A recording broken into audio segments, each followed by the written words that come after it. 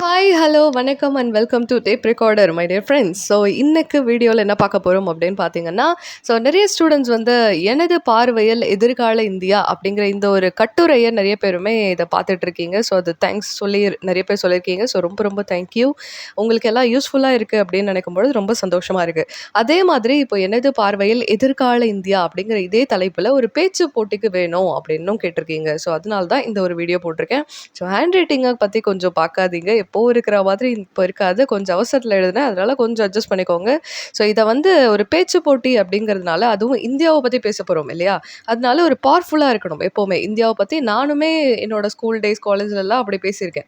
அப்போ பேசும்பொழுது அந்த வாய்ஸுங்கிறது அண்ட் அந்த ப்ரொனன்சியேஷனாக இருக்கட்டும், இது எல்லாமே கொஞ்சம் அந்த பிச்சு எல்லாமே கரெக்டாக இருக்கணும். எங்கே நிறுத்தணும், எங்கே பேசணும், எங்கே கடகடன்னு பேசணும், இந்த மாதிரிலாம் நிறையவே இருக்குது. ஓகேவா, பேச்சு போட்டி எப்படி பேசணுங்கிறத பற்றி கூட நான் தனியாகவே வீடியோ போடுறேன். எப்படி கட்டுரை எழுதுறது எப்படின்னு போட்டேனோ அதே மாதிரி பேசுறதுக்காகவும் நான் போடுறேன். ஓகேவா, ஸோ இப்போதைக்கு இந்த டைட்டில் பற்றி நாம் இப்போ பார்க்கலாம். ஸோ இதில் நான் எப்படி ஒரு பேச்சு போட்டியில் பேசணும் அப்படிங்கிற மாதிரியே நான் இங்கே பேசி காட்டுறேன். ஓகேவா, ஸோ அதை ஒரு 2 மினிட்ஸ்ன்னு சொன்னீங்க, பட் டைம் நான் செக் பண்ணல. சப்போஸ் எக்ஸ்ட்ரா வந்துச்சு, நீங்கள் டைமர் வச்சு செக் பண்ணி பாருங்கள். எக்ஸ்ட்ரா வந்துச்சுன்னா ஏதாவது ஒரு 2 பேராகிராஃப் ஒரு 2 லைன் அப்படிங்கிற மாதிரி அடிச்சுக்கோங்க. மேபி அதிகமாக தான் வரும், கம்மியாக வராது. ஓகேவா, ஸோ லெட்ஸ் ஸ்டார்ட்.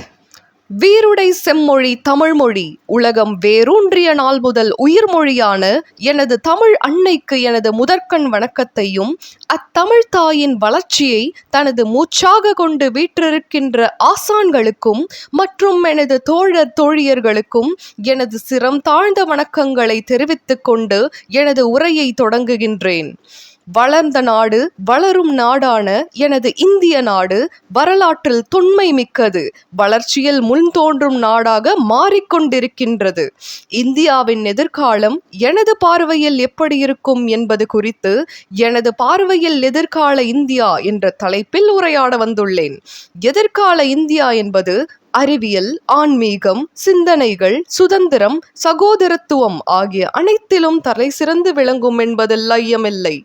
கற்க கசடர கற்பவை கற்றபின் நிற்க அதற்கு தக என்ற வரிகளை பின்பற்றி எதிர்கால மாணவர்கள் தேர்ச்சி அல்ல தெளிவு நோக்கியே பயணிப்பார்கள். விவசாயம் நவீனமாகும். இயற்கையை நேசிக்கும் தலைமுறையாய் நாம் வளர வேண்டும். பசுமை பூமி நம் உயிர் பாசம் என்ற வாணிதாசனின் வரிகளை நாம் மறத்தலாகுமா? அடுப்படியில் இருந்த பெண்கள் புத்தகம் தூக்கி கல்வி கற்கின்றனர். இருப்பினும் பெண்கள் துணையாக மட்டுமல்ல, ஒரு நல்ல தலைவராக கொண்டு வரவிருக்கும் நாடாகவே எனது பார்வையில் தோன்றுகிறது. மொழி, மதம், மாநிலம் என்ற பாகுபாடுகள் இல்லாமல் என் எழுத்து தமிழ், இருதயத்தில் இந்தி, செயலில் ஆங்கிலம் என்று ஒரு சங்கமமான நாடாக இருத்தல் வேண்டும்.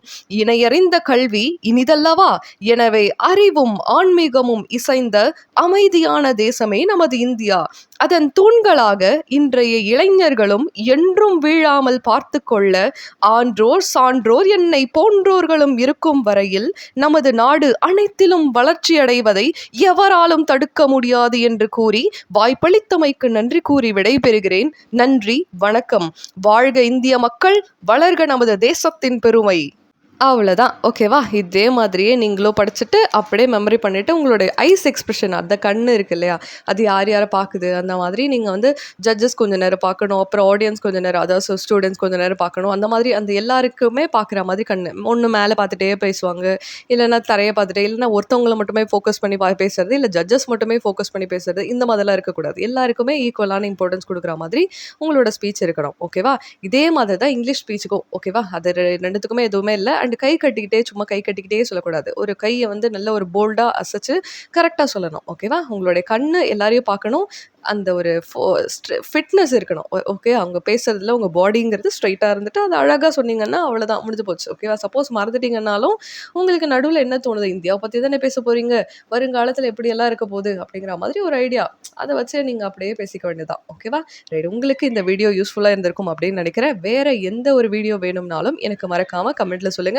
நான் எவ்வளோ சீக்கிரம் முடியுமோ அவ்வளோ சீக்கிரம் உங்களுக்கு போட்டுறேன். தேங்க்ஸ் ஃபார் வாட்சிங். பாய், தேங்க்யூ. அண்ட் எப்படி இருந்துச்சு இந்த ஸ்பீச்சுங்கிறதையும் எனக்கு கமெண்ட்டில் சொல்லுங்கள். தேங்க்யூ.